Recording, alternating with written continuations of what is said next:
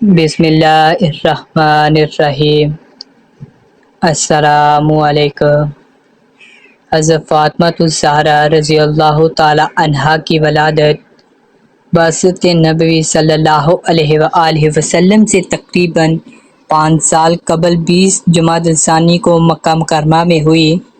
اس وقت حضرت محمد صلی اللہ علیہ وآلہ وسلم کی عمر مبارک 35 سال تھی، اور یہ وہ وقت تھا جب خانہ کعبہ کی تعمیر ہو رہی تھی اور حجر اسود کا معاملہ پیش آ گیا۔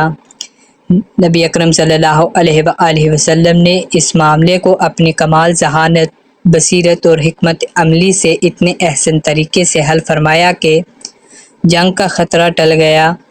اس واقعے سے حضرت فاطمہ الزہرا رضی اللہ تعالی عنہا کے مقام و مرتبہ کا اندازہ ہوتا ہے کہ آپ رضی اللہ تعالی عنہا کی ذات کتنی بابرکت ہے کہ آپ رضی اللہ تعالی عنہا کی ولادت کے مبارک موقع پر قریش مکہ جنگ سے بچ گئے۔ شہزادی کونین حضرت فاطمہ الزہرا رضی اللہ تعالی عنہا کی آمد نے جہالت اور فرسودہ روایات کی تاریکی کو تنویر سے بدل دیا۔ آپ رضی اللہ تعالی عنہا کا اسم گرامی فاطمہ ہے۔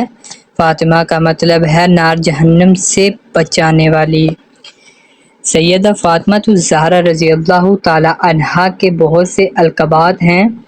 تمام القابات کسی نہ کسی واقعہ سے جڑے ہوئے ہیں اور ان کا مطلب بھی بہت شاندار ہے۔ آپ رضی اللہ تعالی عنہا کے القابات میں سے سب سے زیادہ مشہور و معروف یہ ہیں: زہرا کلی، جنت کی کلی۔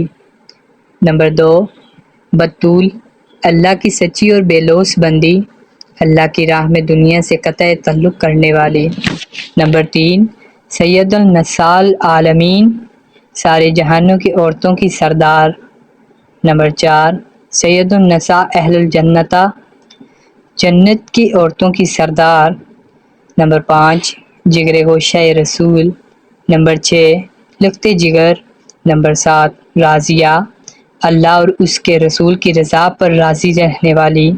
نمبر 8، مرضیہ، اللہ اور اس کے رسول کی مرضی پر چلنے والی۔ نمبر 9، طاہرہ، پاک باز خاتون۔ نمبر 10، مطہرہ، پاک صاف خاتون۔ سیدہ زہرا طیبہ طاہرہ جان احمد کی راحت پر لاکھوں سلام۔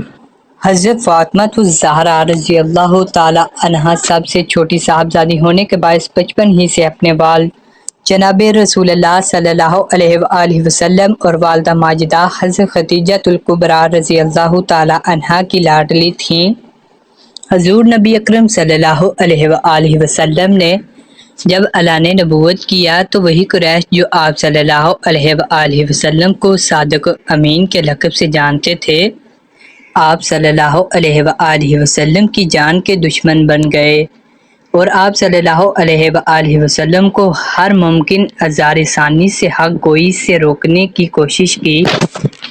اس وقت حضرت فاطمہ الزہرا رضی اللہ تعالی عنہا کی عمر مبارک تقریباً 5 سال تھی، یعنی آپ رضی اللہ تعالی عنہا نے جب سے ہوش سنبھالا ہے تب ہی سے سخت ترین حالات کا سامنا کیا۔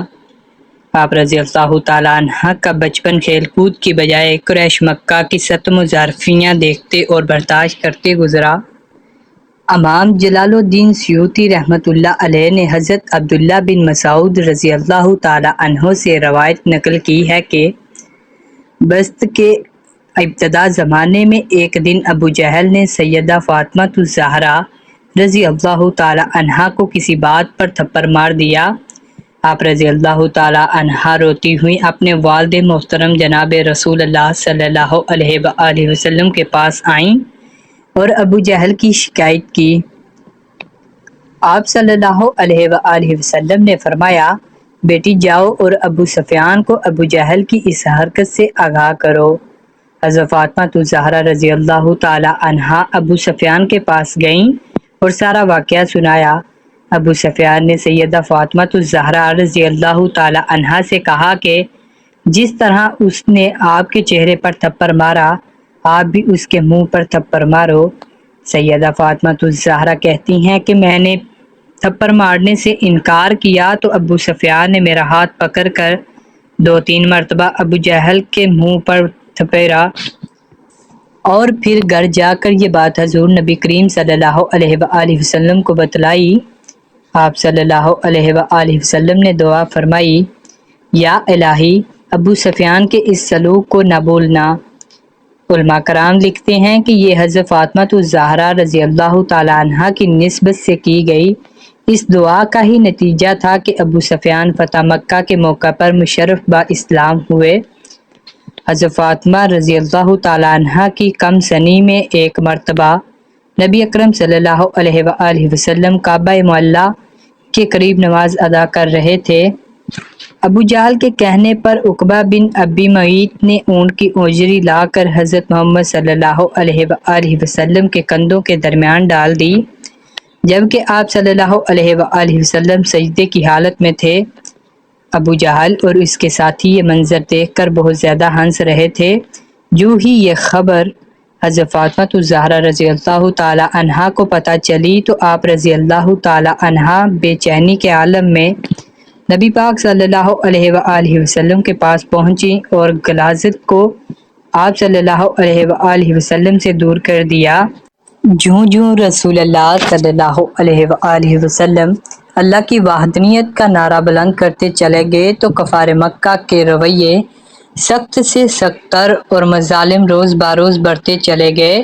یہ فطری عمل ہے کہ بچے ایسے کشادہ حالات کا گہرا اثر لیتے ہیں، لیکن ان سب حالات کے باوجود سیدہ فاطمہ الزہرا رضی اللہ تعالی عنہا نے ہمیشہ حضور نبی کریم صلی اللہ علیہ وآلہ وسلم کی ہمت بنداہی۔ کبھی اپنے والد گرامی جناب رسول اللہ صلی اللہ علیہ وآلہ وسلم سے اس عظیم مشن سے ہٹنے کی ضد نہ کی۔ حضرت فاطمہ رضی اللہ تعالی عنہا بچپن سے ہی نہایت ذہین، فطین اور تنہائی پسند طبیعت کی مالک تھیں۔ نبی اکرم صلی اللہ علیہ وآلہ وسلم اور حضرت خدیجہ الکبریٰ رضی اللہ تعالی عنہا سے ایسے سوالات پوچھتی تھیں جن سے آپ رضی اللہ تعالی عنہا کی ذہانت و فطانت اور اللہ کی طرف رغبت کا اظہار ہوتا تھا۔ ایک روز سیدہ فاطمہ رضی اللہ تعالی عنہا نے بڑی معصومیت سے اپنی والدہ حضرت خدیجہ الکبریٰ رضی اللہ تعالی عنہا سے سوال کیا کہ ہم جس خدا کی عبادت کرتے ہیں کیا اسے دیکھ بھی سکتے ہیں؟ یعنی اپنے رب کی معرفت کی جستجو بچپن ہی سے آپ رضی اللہ تعالی عنہا کی رگ میں بسی ہوئی تھی۔ نبی کریم صلی اللہ علیہ وآلہ وسلم وجہ تخلیق کائنات اور اللہ کی محبوب ترین ہستی ہیں، جبکہ نبی کریم صلی اللہ علیہ وآلہ وسلم کی محبوب ترین ہستی حضرت فاطمہ الزہرا رضی اللہ تعالی عنہا ہیں۔ رسول اللہ صلی اللہ علیہ وآلہ وسلم نے اپنی خوشنودی رضا اور ناراضی کو اپنی پیاری بیٹی کی خوشنودی رضا اور ناراضی سے مشروط کر دیا اور فرمایا، فاطمہ میرا ٹکڑا ہے، جس نے اس کو غضبناک کیا اس نے مجھ کو غضبناک کیا۔ حضرت فاطمہ الزہرا رضی اللہ تعالی عنہا کی عمر مبارک جب 15 سال کی ہوئی تو آپ رضی اللہ تعالی عنہا کی والدہ ماجدہ حضرت خدیجہ الکبریٰ رضی اللہ تعالی عنہا کا انتقال ہو گیا۔ حضور اکرم صلی اللہ علیہ وآلہ وسلم نے اپنی شہزادی کی تربیت خالص درویشانہ اور فقیرانہ ماحول میں فرمائی۔ یہی وجہ تھی کہ آپ فقر کی تمام منازل ابتدائی عمر میں ہی طے فرما چکی تھی۔ تو ملتے ہیں دوستو ایسی مزید ویڈیو کے ساتھ، اس وقت تک کے لیے اللہ حافظ۔ اللہ حافظ۔